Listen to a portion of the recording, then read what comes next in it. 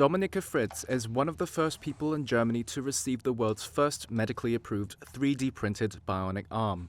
Something which would have cost tens of thousands of euros in the past is now covered by state health insurance thanks to the lower cost of 3D printing. With a simple click and twist of a knob, what other people might take for granted becomes entirely within her grasp. It's crazy. It feels like I have never had anything missing. Also, in general, to be able to work with both hands, I could never imagine it. I couldn't even imagine it when I saw other people doing it. And it's quite overwhelming now. Amazing. Born without a left arm, the 25-year-old has struggled with older prosthetics. She says they are clunkier and limited in functionality.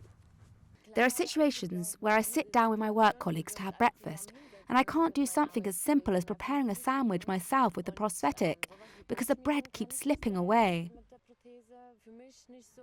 I just want to be like everyone else.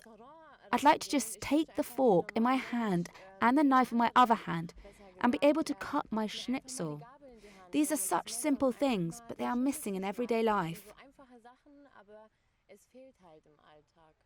The Hero Arm is produced by Open Bionics, a UK-based bionics company. It aims to give people like Dominika better dexterity. She can carry out intricate movements, which the company says is thanks to sensors that detect underlying muscular contractions and amplify them to create hand gestures. Open Bionics Managing Director in Western Europe, Berting Gwelleberg, says there are other advantages too.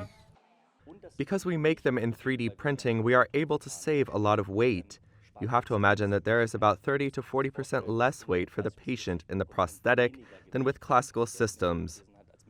And in addition, when you take the cover off, there is a ventilation option for the residual limb, and that was not possible before.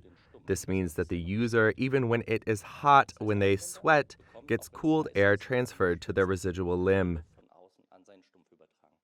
Dominika says she has sometimes tried to hide her missing arm, but even if her new 3D printed limb is more conspicuous, she tells Reuters she doesn't think it's a bad thing. And most importantly, it lets her do things she's always wanted to do but couldn't before. I think I will first go for a walk with my dog and try out here how far I can pull him in, or how far he can pull me. But just picking up a fork or a knife at home and cutting a schnitzel is something that I haven't done before. So I think I will start with food and little things like taking the dog for a walk.